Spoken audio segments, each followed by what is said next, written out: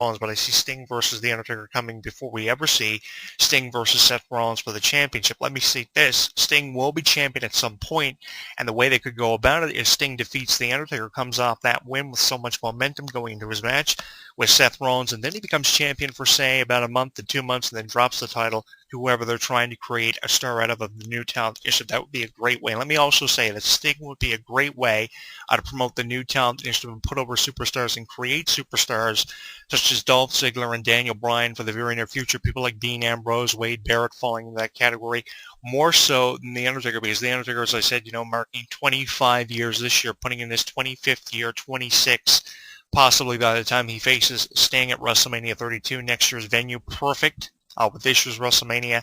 So let's get going with Sting versus The Undertaker. Let's start teasing it.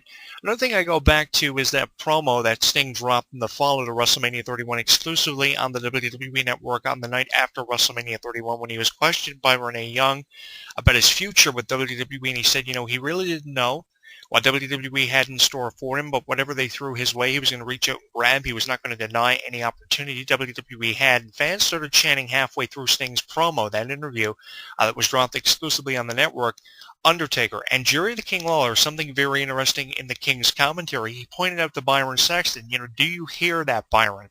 The fans continued chanting The Undertaker, so obviously the wrestling fans, the WWE Universe, are letting the WWE creative team and upper management know they want to see Sting versus The Undertaker.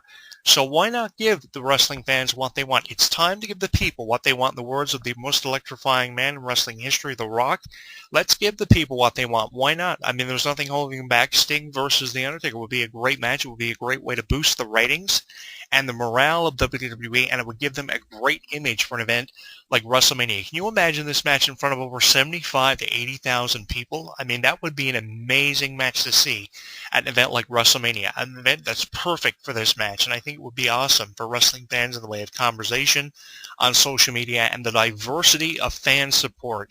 Oh, it would be amazing. 50% of the universe for The Undertaker, the other 50% for Sting. It would be a great match. People would be booing The Undertaker. People would be booing Sting. People would be cheering for The Undertaker. And the same regard for Sting, people would be cheering him.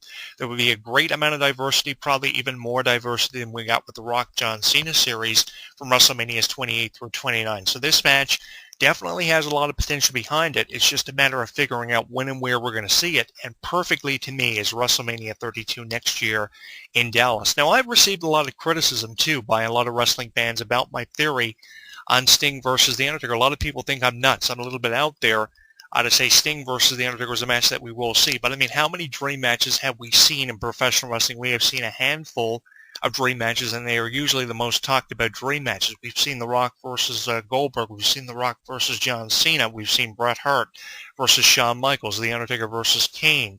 We have seen so many great dream matches. The Rock and Austin is another one that comes to mind. But we have never seen The Undertaker versus Sting. So with the handful of dream matches we have been dealt over the years, why can't we have just one more? And I mean, I'd go for Sting versus The Undertaker. I don't really know about any of you nuts out there, but I would really go for The Undertaker versus Sting before I'd ever go for Stone Cold Steve Austin versus CM Punk, because the psychology is at an all-time high for Sting versus The Undertaker. So why not? Can't we see this match? Why can't we get away with putting this match up? You're telling me there will be more psychology between CM Punk and Stone Cold Steve Austin or Ryback and Goldberg? I mean, give me a break. There's way too much psychology and there's way too much money and ratings to be earned by WWE by giving us this match, and it would be a dropping the ball kind of situation if WWE didn't give us this match. They would be really missing out on a huge opportunity if they didn't go through with this match. That's why I say, let's get going with it. Come on with it. Undertaker versus Sting. It would be just a situation where WWE would be dropping the ball if they didn't go through with Sting versus The Undertaker. And I'm sure there are a lot of wrestling fans out there opposed from the people who don't agree with The Undertaker versus Sting scenario. I've been throwing away for weeks on end on this YouTube show at Jonathan Clarke 22 and on the audio archives in my radio form on my website from my written column in this corner with Jonathan Clarke, which you have read about. I've written about The Undertaker versus Sting dream match so many times. I've talked about it so many times. When it comes to both the futures of Sting versus The Undertaker, recently I've talked about both the futures in respective written columns for Sting and The Undertaker, and now I'm talking about The Undertaker's future and referencing Sting versus Undertaker again. So obviously I'm high on this match. It's my all-time favorite dream match out of a handful, maybe 10 or 15. So let's have this match. There's really no reason. It's not like Sting and The Undertaker are unable to compete. It's not like The Undertaker is dealing with an injury or Sting is dealing with an injury and has to retire. If they're both going to go out, why not have a match? This would also be a perfect way to send both of them out.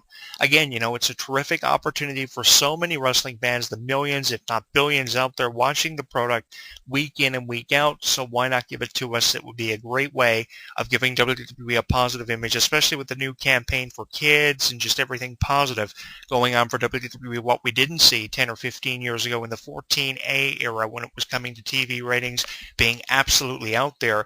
In the PG era, this fits perfect with the PG era and the fan demographic we have now, as opposed to what we had when we had TV 14A, which was absolutely outrageous, but it gave us some of the best moments in wrestling history, the Monday Night War, and the comparison between Sting and The Undertaker. So now in the PG era years later, this will be perfect. And I say Sting versus Undertaker. I'm going with Sting for a prediction, and Sting is going to be the one to put The Undertaker out of his proverbial misery.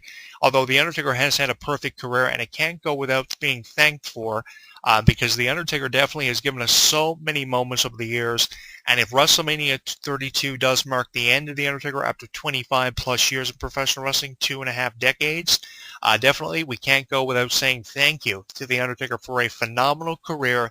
As I mentioned in the opening moments of the show, his win-loss record is unparalleled to anything we have ever seen in professional wrestling history, and it cannot be compared to virtually anything in wrestling history. It'll never be duplicated. It's a career worth reliving again, and the WWE Network will allow us to do that.